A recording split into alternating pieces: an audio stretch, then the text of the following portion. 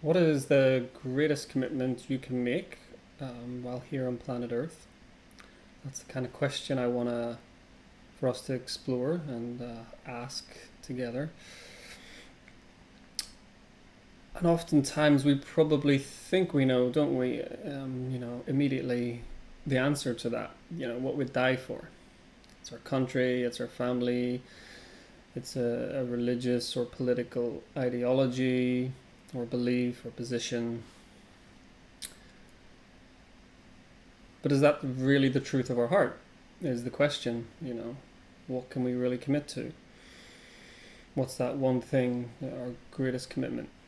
Um, and what we're born knowing is this, what I will call the truth of our heart, you know.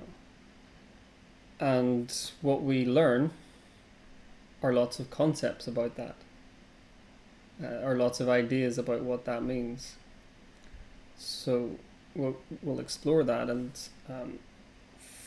from the outset, I want to say that your greatest commitment is the truth of your heart, and that just means being alive in all of the many wonderful and weird ways that you can be alive.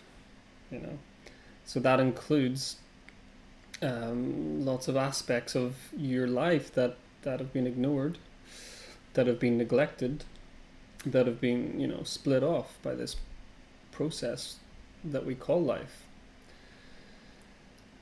And so being alive, allowing this truth of your heart, includes your sadness.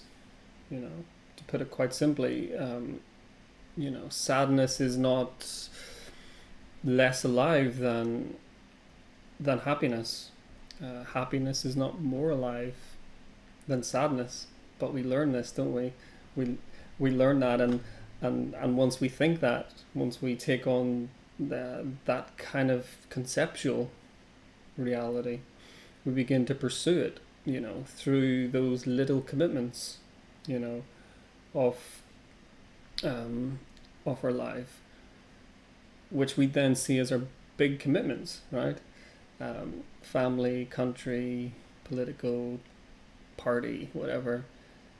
We see these as our big commitments because they also promise us connection. They promise, that we'll be more alive if we follow those conceptual pathways. And then what we see as our little commitment is just this, just little me, my little world, my experience, my life, and we forget that is life. Life is already complete in us. Life is already showing up constantly for us through our experience in the truth of our heart. And so that truth gets clouded by all of the concepts and the perceptions. And so we see heart as something that's supposed to be pure always, and sweet and ideal and even romantic. And in truth, in reality, that shows up as often a sense of sadness, of unworthiness, of vulnerability, confusion, a sense of not knowing, a sense of being afraid. And all of that is equally alive, equal to the happiness, equal to the ecstasy and the joy. But we don't learn to see it that way. And yet life keeps coming around and showing up as that, right? The truth of our heart is speaking as that. And so committing to the truth of our heart means staying close. Means staying close to this. Staying close to your direct experience. Your experience of life, whatever it is. And not splitting off, not judging parts of our experience as good, bad, wrong, right, less alive, more alive. Not doing that, because that's not true to our heart. It's not the truth of our heart. And this isn't a concept. This isn't a concept. You can really sense this now in your direct experience. So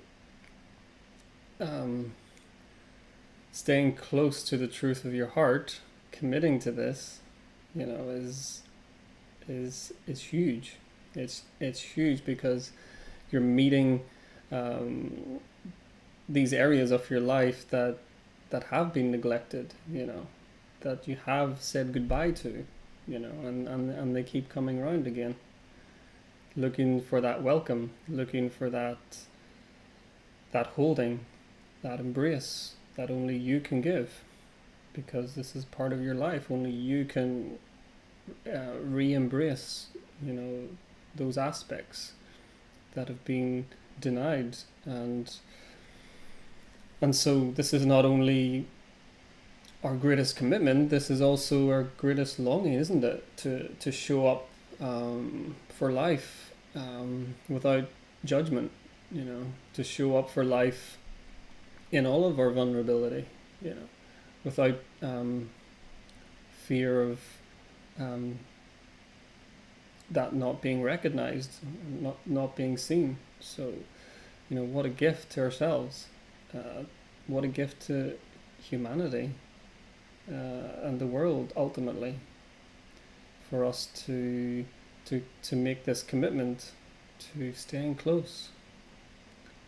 really close to the truth of our experience as it's showing up, as it's showing up for us. So this is life. My experience is life, showing up for me. And part of my commitment is, can I show up for it? Can I show up in the same measure that life is showing up for me? This is like playing a little more with life, not saying no to life. And it might seem like, I'm saying yes to life by pursuing happiness, by trying to be a warrior, and override aspects of my humanity. It might seem very positive, and that I'm creating a better version of myself. It's actually saying no to life, no to life, because life's here. Life is emerging right now, as in this moment, as you. So that's already complete, and it isn't something that can be bettered. You're already a complete expression of life. You can't better it. You can't make a better version of it. You certainly can't fix it. It's not broken. So much of this we don't know, because it's at the level of the heart. It's not a concept, as I keep saying. So we don't know. You don't know why you're in the particular body that you're in. You don't, with everything that goes with that. Everything that goes with that. Your nervous system, all the experiences in life that you've had. The feelings, the sensations, the totality of your experience. That's all part of the total truth of your heart, that life is asking you to stay close to.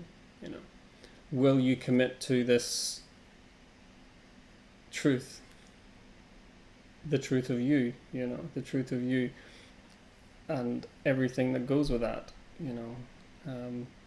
and so, coming right around,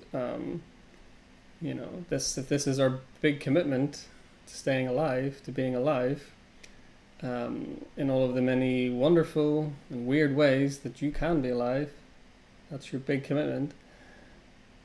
Then just being curious, how will that begin to flow into life, what we call life, into the practicalities, into those little commitments, whatever they are. Whatever they are, but then, showing up for those in a more authentic way, in a more true way. Sometimes being able to lead with our vulnerability, what a precious gift to the world ultimately, isn't it? When we just show up completely as ourselves and with all of our fears, with all of our vulnerabilities, not leaving them behind, showing up totally. And at this level, it's trust, it's a deep trust and surrender to what we might call life itself, And again, the concepts don't matter at this level, because it's what we're born knowing. So you're born knowing this truth of your heart, and learning to trust everything that's showing up for you as part of life. That's every bit as alive, and you've got to trust that, sense that every bit is alive and rich and vibrant, as what we think is life and what we think is alive. So what a precious gift. Yeah.